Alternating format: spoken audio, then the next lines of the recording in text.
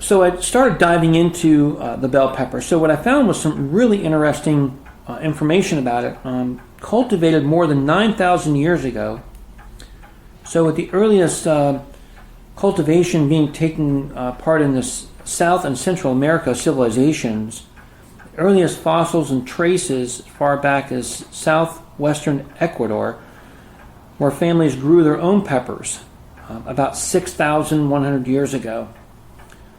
Lionel Wafer, 1699, who mentions the bell pepper and the bird pepper as growing in the Isthmus of America, and then Edward Long in 1774, who lists 9 varieties of this under the cultivation in Jamaica.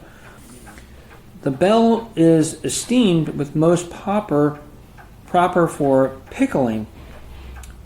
Among numerous references of capsicum by Jefferson, who unmistakably refers to the bell pepper seeds in which they were sent from Mexico in 1824, large pepper, a good salad, and the seeds being removed. So the term bell pepper goes back at least to the 1600s, where the pirate, the ship's surgeon, Lionel Walter, wrote about them in the book A New Voyage of Description in the Isthmus of America, that was in the Caribbean. You are listening to Historyman, the platform for historians, curators, and authors to tell their stories of the American Revolution, walk in the footsteps of heroes, and proclaim freedom reigns. On today's episode, I'm talking to Vince Dodson from Historical Dining. We'll be talking about culinary history. So welcome, Vince. Thank you so much. Vince, this is amazing. Thank you. Tell us, this is not, you are not located in one specific place. Your niche in the world is that you do fine dining and you go to different events and do fine dining, almost a personal chef for events, correct? Yes. But the particular place we're here, you've had several events at this particular place. Tell me a little bit about this location. So we're here in Summerville, South Carolina, is where our home base is. We've had an unbelievable opportunity to be a part of the Flower Town Bed and Breakfast here in Summerville. Carol is the owner, amazing host. This particular establishment, when you walk in, is like stepping back in time. Just an amazing place, and we've just had some wonderful opportunities to cook here. And it's just been great. Well, how did you get involved in this niche in history? I had actually purchased Thomas Keller's book from the French Laundry. I had also purchased a book, Larousse Gastronomique, and in that book it has an incredible amount of history throughout the world. So one of the passages in Thomas Keller's book was a gentleman that mentored Thomas. His name was Mr. Rolland. As he was training Thomas, he explained to him that, when you cook, you have a chance to go back in time. You have an opportunity to take your guests there as well. I was blown away by that. That kind of gave me the aha moment. And I said, well, that's what we're going to do. We're going to tell the history of French and Italian cuisine on our menus, and we wanted to do something that no one else was doing. So that's what we do during our dinner service. It's a fantastic idea, and I'm sure your guests just gravitate to that. So the meals that you research and serve, where would you find these dishes served in the past? Okay, so another area that I got into in the part of in the overall history of this, if you think about it, every component in a menu tells a story. Whether it's portobello mushroom, whether it's goat cheese. Just take that, for instance, goat cheese. First documentation, the year 774. There are so many of these ingredients that I've used my entire life, but never really took a moment to figure out, where did they come from? How did they get here? Who was the first one to use them? It's really something when you can find a particular sauce that was served to royalty from the 1700s, that was documented for the very first time from the chef who worked for such prestigious families. And to have the guests taste that, it's just mind-blowing. So America started to become a melting pot of sorts, and there were influences from Spain, France, England, Ireland, Prussia, Germany, the Bahamas, and even here, the Native Americans. Right. So how did these influences find their way into the food? So as each of these countries began to travel across the vast waterways and coastlines and trade spices and vegetables, and more likely transplanting through small seeds and small sprouts of these plants as they were watered and sunlight was used, I've read about how different explorers have captured these opportunities in the part of their discovery. What separates the culture of fine dining from the normal dinner fare? I believe it's the level of service and the overall dining experience. You've sent me several different dishes that you serve as a part of your work. Let's talk about some of them. Soup Elizabeth. Tell me a little bit about Soup Elizabeth. So, the construction of this soup came from a very famous French chef that a lot of people probably have never heard of. He spent 41 years of his life with the Ritz-Carlton. His name is Louis Day. As the chefs throughout history, what they would do is they would name sauces or entrees of very important people throughout history. This really raised the level of what they were serving. It gave the dish so much more foundation and excitement. Well, how far back does that Soup Elizabeth go? Well, we go back to the Queen Elizabeth in those areas. All Yeah. right. So. Wow.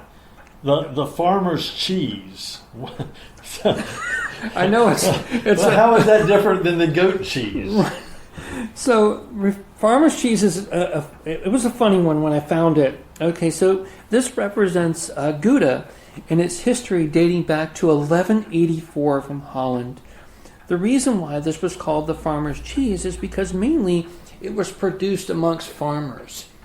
It really wasn't filtrated throughout the general public to almost 100 years later or longer into the mainstream as you and I know it today. It was mainly just amongst, the different recipes that they came up with and things like that, and how they collaborated. And it was just a camaraderie amongst farmers. That's fascinating. It's just, you had goat cheese from 774. Right. We're talking about, that's before the Battle of Hastings. We're talking before 1066. This is huge. It is. So then you go to the farmer's cheese, 1184.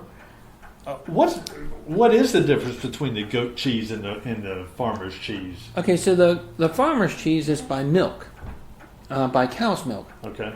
So the goat cheese, so when the Moors, as they were conquering the areas of countries, goat cheese, as they were passing through the European area, goats were one of the things that they left behind as they were conquering these countries. So as they fell into the European hands, this is where goat cheese, as you and I know it, began to develop.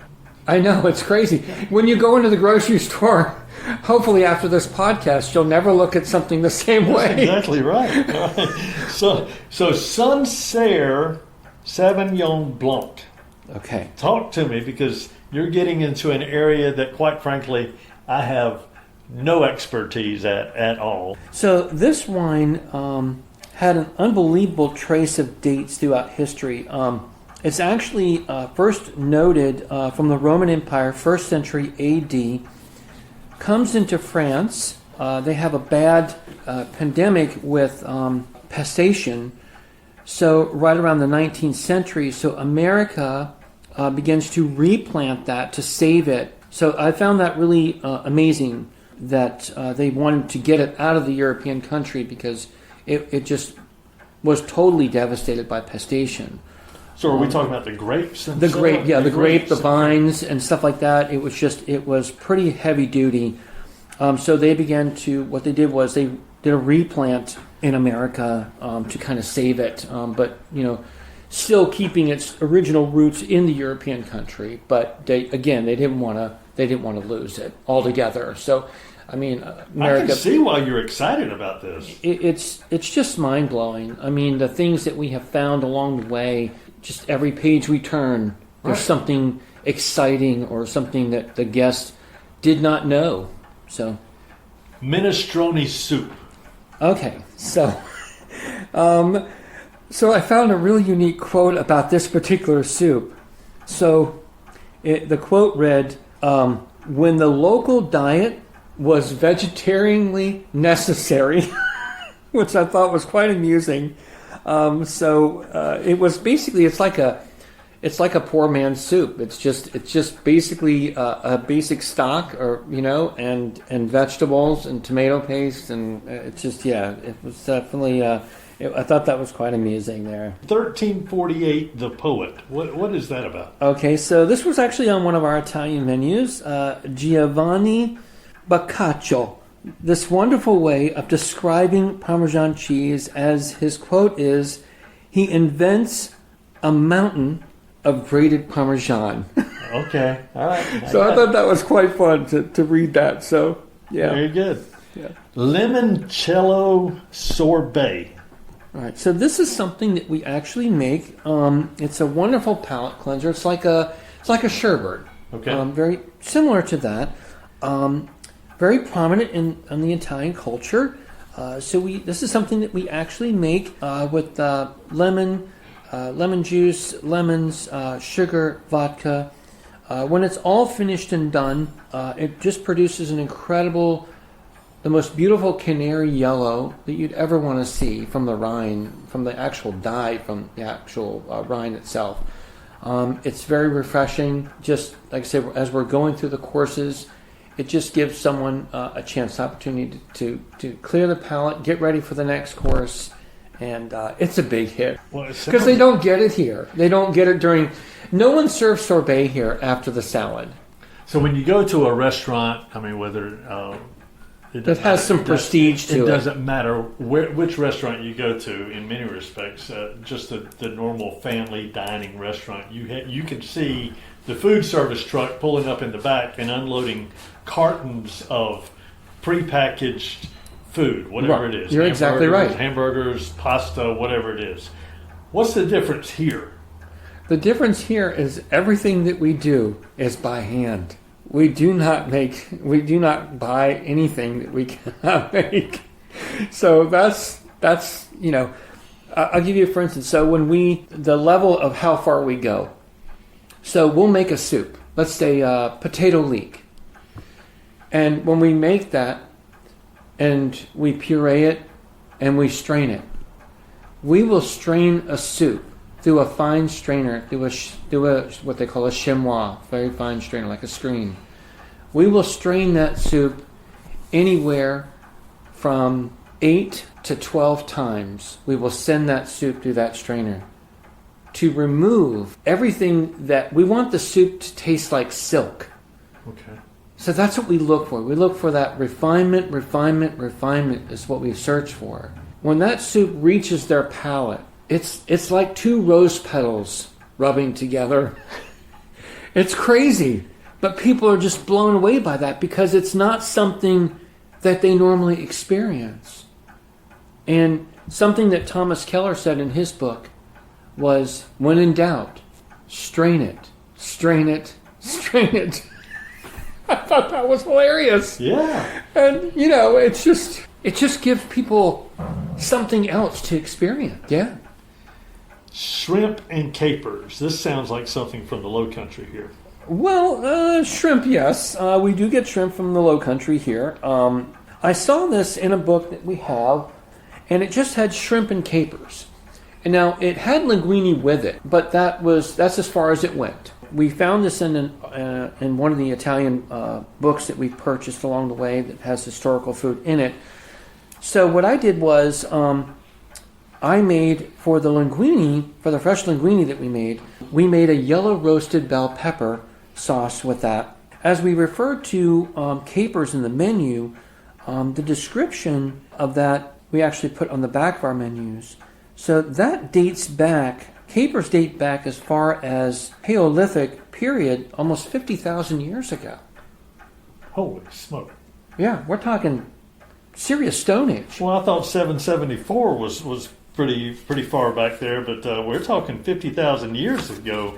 You're getting way back in history there, big dog. Yeah, I know it. Yeah, I know it. And it's that's that thing, where people don't when they dine with us and they get an understanding about where this stuff came from. The whole objective is when they leave us, when they walk into a store, they don't look at things the same way anymore. If they're really captured by what they heard, by what they read, it's just so much more fun. And the thing is, I'm still with them. Right. When they're at the store, I'm still there. Even though the meal is over. That's right. Well, how affirming is that? That's pretty good. Yeah. That's pretty good. And people will gravitate to that, I'm sure, and I'm sure they already do. Let's kind of segue just a little bit. How do people reach you? They find us through our Instagram, Facebook, LinkedIn. We post on all those areas. Historical dining? Yeah, historical dining, personalchef.com. Okay. That's how they find us. Okay. It's just all of our events are on there. The menus that we do, any events that are going on, things of that nature. It's been quite a wild ride. Wow. It's been great. You gave me a quote on salmon, so talk to me a little bit about that. All right, so I found this really interesting quote. So as I said, every component tells a story. So I just looked up salmon and just, quotes, and find something unique and different. So the quote is, "Salmon are like men. Too soft of life is not good for them." That's true. So salmon is just so delicate and so beautiful in itself. This particular gentleman, James D. Croquette, born in July 16th, 1898, died March 1st, 1988, 90 years old. He was a French politician. He was also a French drama critic and a food critic as well as a Persian columnist. So it's almost like when you go to Wikipedia or you're looking up something online and you see those, as you're reading down, you see one of those words that's highlighted, right, and you click on that. And then you start going down all these amazing rabbit holes, and it no longer, you kind of have to reel yourself back in. right, Because right. you start getting lost in what you started with, That's right. And you start, and you're like, okay, let me just back up a minute and let me connect the dots. And then, you just find out all these cool things as you're pinging around through all these highlighted words. And I think a lot of people can relate to that. Well, when you do these historical dinners, does your team dress in costumes? So they wear the long white long sleeve shirt, black pants, black shoes, and they wear the same apron that I do. I wear the apron that goes all the way to the floor. Okay. They wear black gloves. They're amazing. So when the clients come in, the staff is waiting for them at the door, and they're lined up just like royalty would be served. I mean, when royalty comes home, no matter where it is, America, the staff is waiting out front. They're not out back playing croquet, Well, so how big of a guest list do you have per dining experience? So we do about 20 to 25 covers. That's about as far, 25 people total. So if people were to hire you, they'd want to have a place that would fit that. Now, Yeah. do you serve bigger crowds, or is it? No, it's kind of about as far as we go because we really don't want. We want the dining experience to be very special.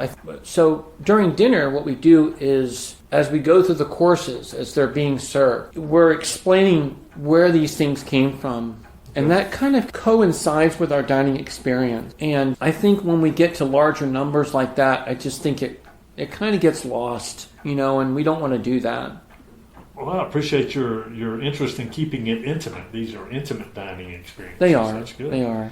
How many dinners do you cater a year? We do about 3 per month. Yeah. Really? Right now. Are they all mostly in this area? Well, we go from here. We've gone as far as North Carolina. Okay. We've been invited further, but mainly the Charleston area is where we are at. We go to Daniel Island. We've gone to Pawleys Island. Okay. The different resort areas around the Charleston area. I would think with the 250th anniversary of the Revolutionary War coming up that people will start calling you a lot more because this ties right into all of those those events that are going to be planned over the next few years. I just think it's fantastic.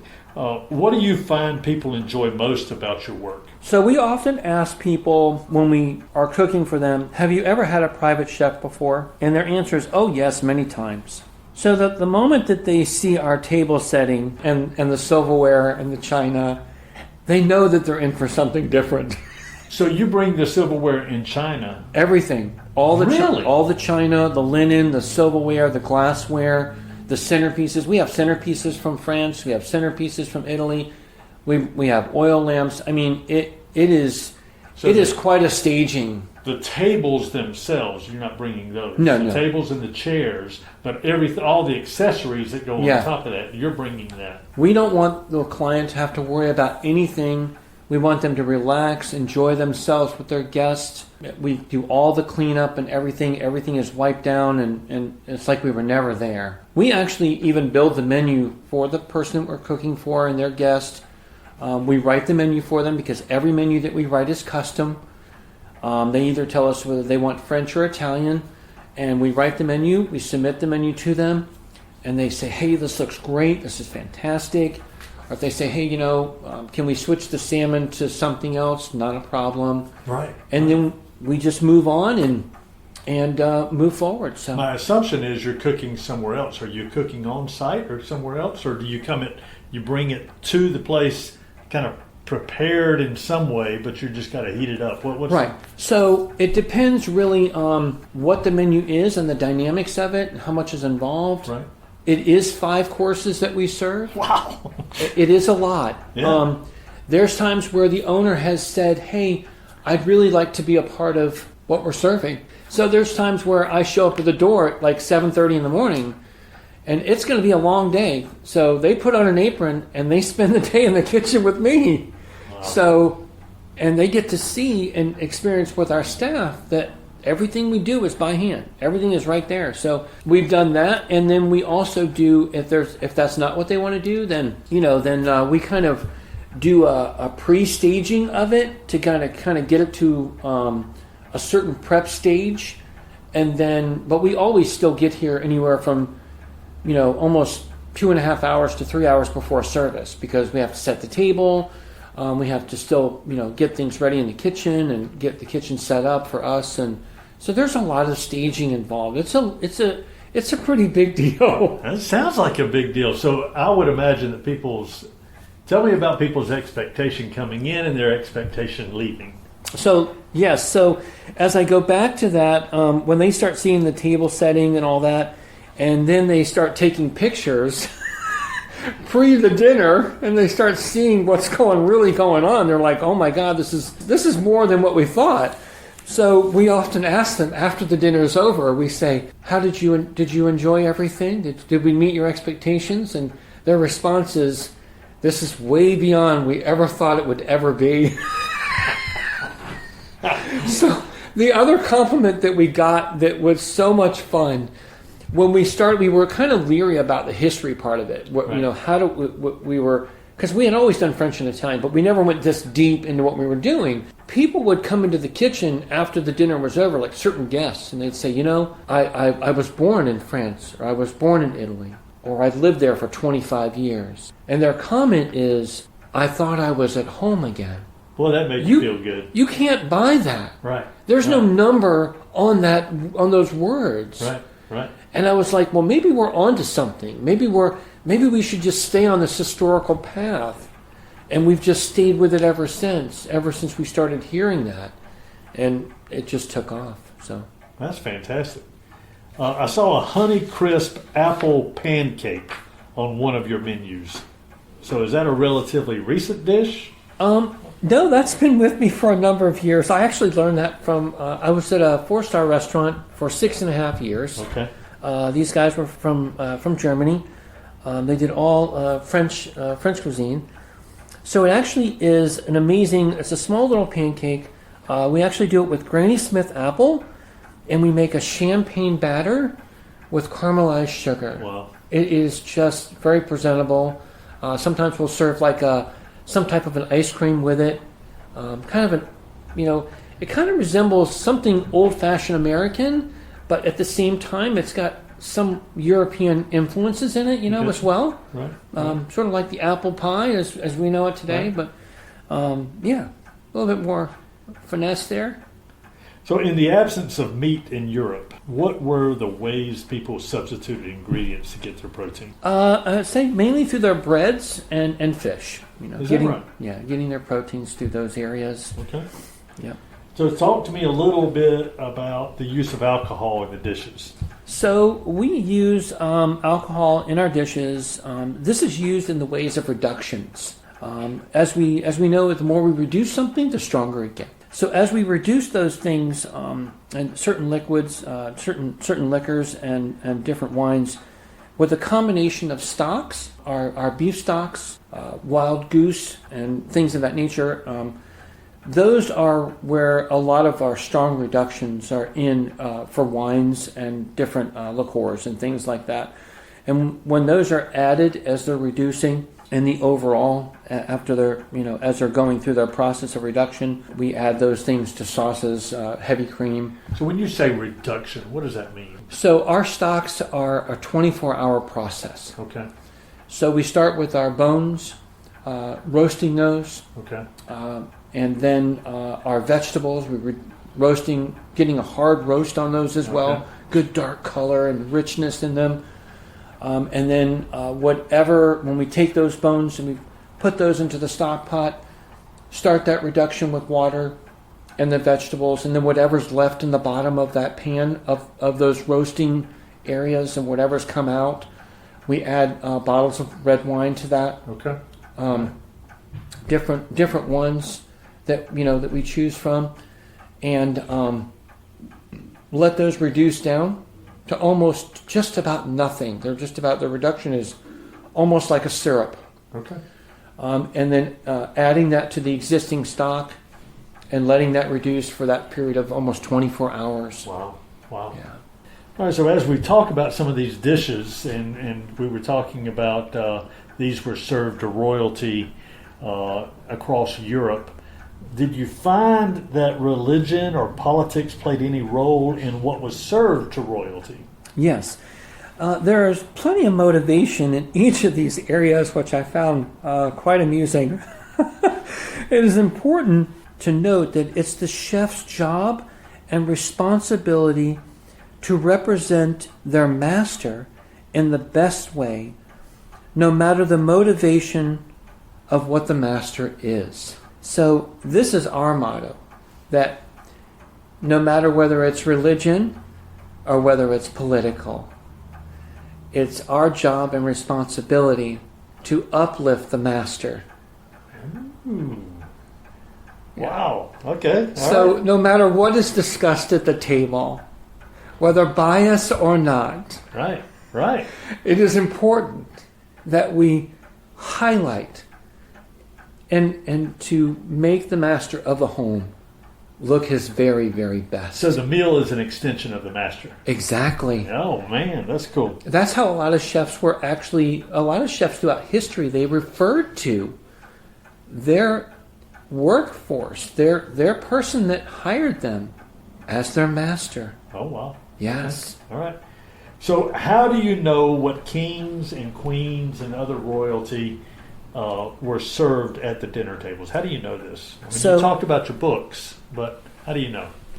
So, well, referring back to that, so the books that we have obtained throughout history and the banquets and the dinners that were actually documented, which is just absolutely fascinating, some of these actually have the actual cost of the event. That's incredible. Some of the royal families kept detailed financial records of what these grand events actually costed. So, but most importantly, we look at the chefs that actually served royalty. So we look at their timeline of who they worked for, and this helps us by the recipes and the books that those chefs created to what royalty was really being served. Wow. So their documentation is what we look for. And we look for their, like in the Larousse Gastronomique, one of the chefs that's in here is Carême, and he is believed to be the first celebrity chef of France, Marie-Antoine Carême. So his recipes in here have his name underneath them. So that tells us to kind of help pinpoint who he was cooking for. I got you. Yeah, I got you. yeah. Wow. Do you have any knowledge of similar dinner courses being served during the American Revolution? What I've read about is some of the incredible dinners and how the grand overall setting and the presentation was done. The attention to detail in this was absolutely breathtaking. Wow. From the chandeliers to the furniture to the linen, everything was just so. I mean, it was picturesque. Wow. It was. I could only imagine their table settings, how everything was overall presented to the guest. I'm sure they were just blown away. So they paid a lot of attention to the experience, the decor, almost like a cultural presentation of the meal. Yeah, representing the home, representing the master of the home. Okay, all right, fair Yeah. enough. So what would you wish people would take away from their time spent with you and your staff? Memories never forgotten. Okay, all right, very good. So this is something that I ask everyone, or I try to ask everyone, what does liberty mean to you? Freedom. What is that? The ability to breathe. Okay. Words that so many other places can't allow you to do so. Mm-hmm. And it's just not present in other places. And here it is. You can wake up and know that what you say is your words and what it means to you, and not be persecuted for it. Very nice. Well, tell us how people can reach you. Tell us once again. Instagram, Facebook, LinkedIn, and the World Wide Web. And what name would they put in with all that? I mean, we're talking. Yeah. Give us. Historical Dining, Yeah. personalchef.com. Vince, thank you so much, man. I Thank you. appreciate it. Thank you.